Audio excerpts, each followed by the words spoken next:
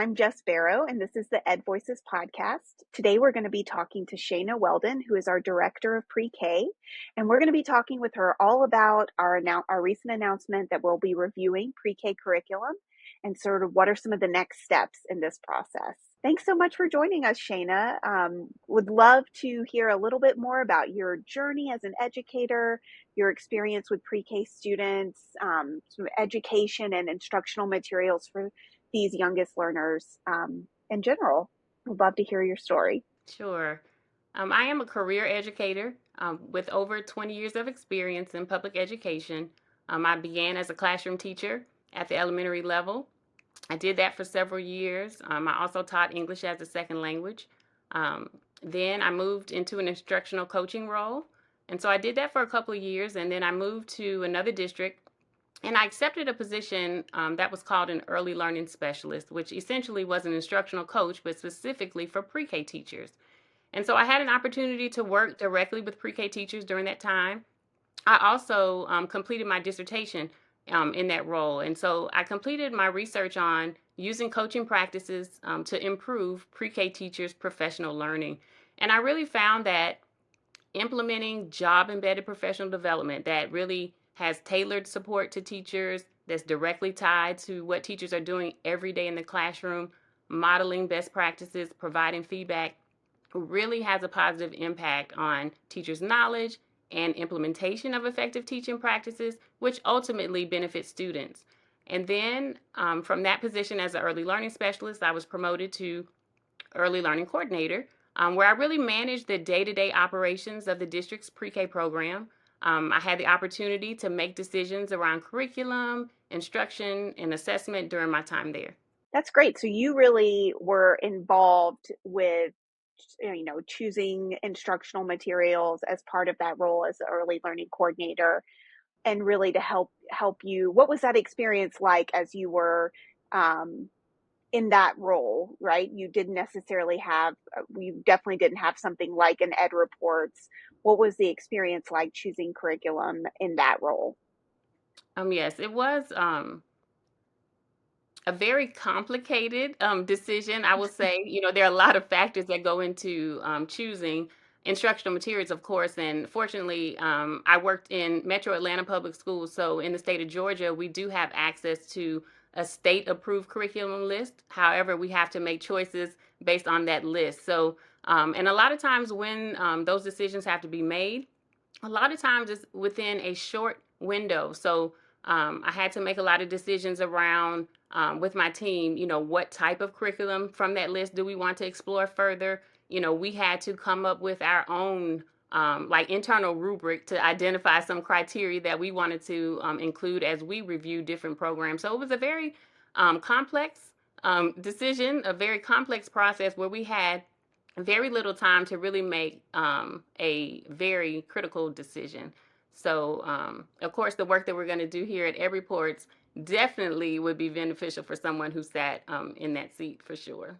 No, absolutely. And you just mentioned it. So, last week we announced our intention to expand our reviews to pre-K curriculum. This is a big announcement, a big decision for us. And I would love to hear more about sort of the why behind this decision and why, you have so much expertise in this area, why you believe it's so important for our youngest learners to have access to quality content. Yes, I think when we think about early childhood in general, we're really talking about the first 8 years of life. This is such a critical time that can really influence children's development, their academic achievement, and really their well-being over the course of their lifetime. And research is really clear now that 90% of children's brain development occurs by the age of 5. And there really is a lost opportunity if schools and families aren't really valuing this. And I think schools spend a lot of time and money remediating children with very little focus on prevention. And so there's a lot of research too that shows that investments in high quality early learning programs really result in the most significant return. So we have an opportunity here to really make sure that every child has access to high quality instructional materials, which is going to lead to high quality early learning experiences. And Right now, there are about 1.6 million children enrolled in state-funded pre-K programs nationwide.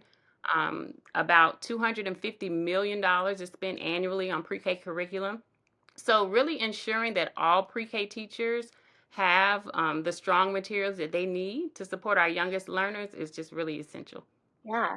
No, you speak so eloquently to sort of the stakes of getting this right, and also the fact that these investments are being made. So, how can we help districts make those investments in a way that can really make a difference for their students? You've really talked through the case for why it's important to have these reviews. Um, for folks who are still sort of learning about what our process is like, as especially at the beginning. A lot of folks who know about ed reports may be coming in, they see all these reviews in math and ELA and science that are already in existence, but we're still at the beginning of this pre-K process. So would love to look if you could share a little more about sort of who's involved in this review process as we create our criteria, as we create our tools, and then as we begin the reviews. Who are you really hoping will be involved in this process? Yeah, so well, at Ed Reports, our review process is really designed for educators by educators. So our review tools will be developed by a multidisciplinary team. So we'll, of course, have expert educators, researchers, various state and district leaders, and other general practitioners. And we're really hoping to incorporate feedback from just a variety of stakeholders from across the early learning landscape as we launch a listening and learning tour. And we'll also get support from our advisory panels of independent experts as well. That's great. And I love that you mentioned sort of the breadth and depth of the folks that you want to get perspectives from. So it's, not only are we hoping for a really strong research foundation, but also bringing in those practitioners, people working at the district and classroom level to really inform all the aspects that they know students really need. Ultimately, as you're moving from creating the review tool, can you talk a little bit about who will be involved in conducting the reviews?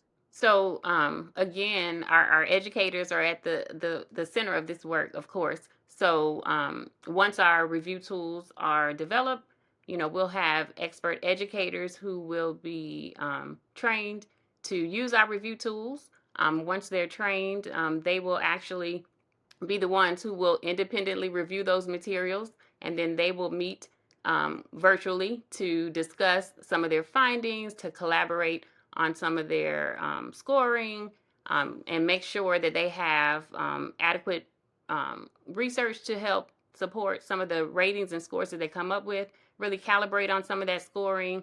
There are different roles that educators will play on the team. Once the reports are written, publishers have an opportunity to respond to that information, and then final reports are published on our website. So educators are a part of our process from beginning to end. Yeah, thanks so much for sharing that. And in that way, it really does overlap with a lot of our other content areas. So while the materials you're looking at might be different, and we're still in the sort of listening and learning phase of this process, we're really staying true to a lot of those values in terms of who will be conducting the reviews and why. Understanding that we're still early in the process, it's going to be based on the latest research and substantial feedback from experts and educators in the field. Still, for those who might not, who might be new to this topic, what are some of the components of quality that come to mind when you think about early childhood or pre-K instructional materials? We're going to focus on essential early learning domains and specific content areas that directly support school readiness. We'll be drawing upon research-based evidence from the recent National Academies Consensus Study, a new vision for high-quality preschool curriculum, as well as the latest research, best practices in early childhood, and even state early learning and development standards.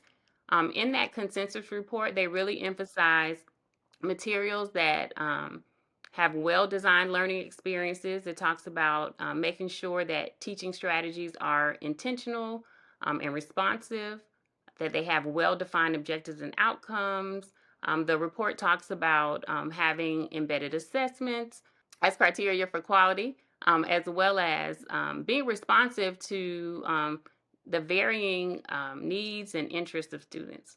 That's great. And I think, part of that I know we've talked about is when you're talking about varying needs and interests of students is bringing in also some of your the students' cultural and linguistic backgrounds, ensuring that we're really um, being as relevant to students as we can be through those materials, even at a young age. We know that that makes such a big difference for their learning experiences. Absolutely. Our goal really is to design and create these review tools that are really going to give educators enough information to really evaluate and select instructional materials that are really going to meet the highest standards of quality and the highest standards of equity. Well, I wonder, we've talked through sort of why it's important to review these materials, how we might go about creating the tools and the reviews. What's next? What are the next steps in beginning to actually do this? And then would love if you could reflect a little bit on eventually what are you hoping these reviews will accomplish? So yes, so right now we're starting to initiate our listening and learning tour. We'll get feedback from that to really establish our review criteria. We'll begin selecting materials for review. We'll start recruiting and training educators to really reform our review teams. We'll start all of that this summer with the anticipation of publishing our first reviews in late 2025. And really, we want this the pre-K review tools to be a comprehensive tool that educators can really use.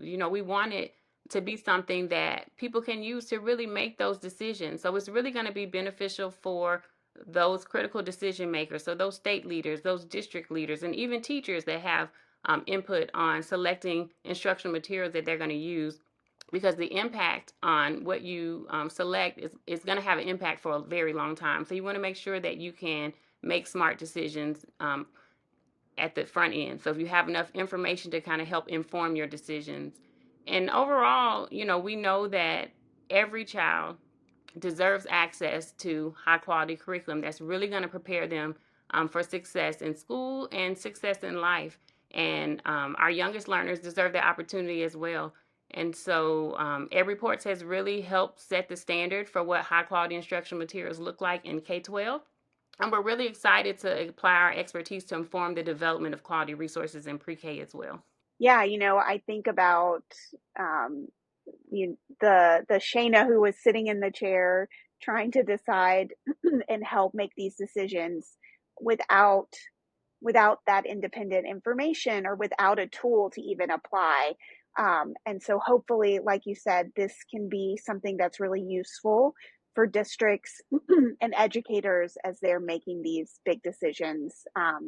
And we can really think about the learning process starting when it actually does, rather than waiting and all the way until kindergarten, but really getting these students at their earliest times access to the quality content that they need. Sheena, is there anything else you want to share before we uh, say goodbye and until next time?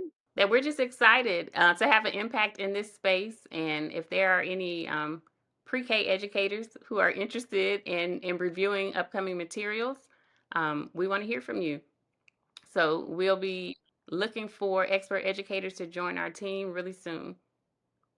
Absolutely. And you'll be able to find all of that information. We will link to it in our show notes, but also on our website as we're beginning to put these review teams together, put the teams together to work on these tools. All of that will be on our website, edreports.org. But yeah, I have to echo your plug for more, for reviewers, for educators out there to stay tuned about ways that you can get involved, because these reports only happen because of the educators that we're working with. And so it's just such a great way to make a huge difference for those 1.6 million students who are only going to be, that number is only going to be growing. And you can have a real impact on the field by contributing to these reviews. So hopefully soon in the future, we'll have more direct, specific steps for folks to take who might want to get involved. Okay, well, Shana, I know this is just the first of many conversations that we're going to be having over the course of the next year. We really wanted to just kind of give folks an introduction to the fact that we're going to be reviewing pre-K, introduce you to Shana, who's such an expert and brings so much to what we're going to be doing over the next year. But we will talk to you really soon and look forward to it. Great. Thank you.